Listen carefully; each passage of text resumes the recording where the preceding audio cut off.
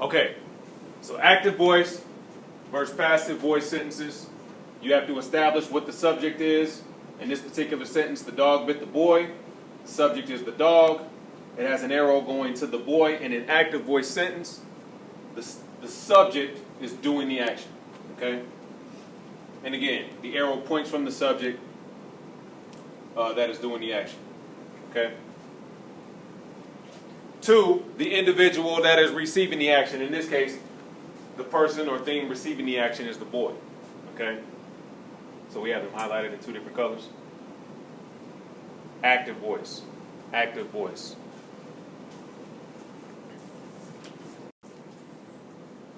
Okay.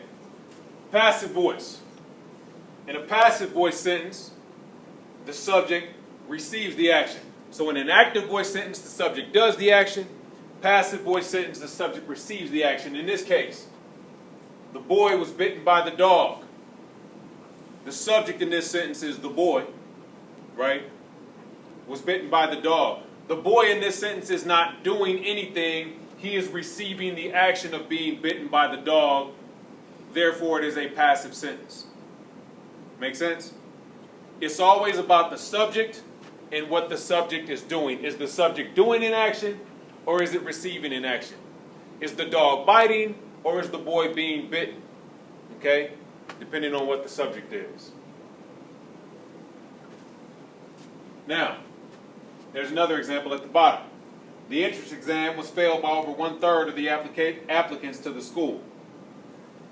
In this sentence, the entrance exam is the subject. That's what we're talking about, right? The entrance exam is not doing anything.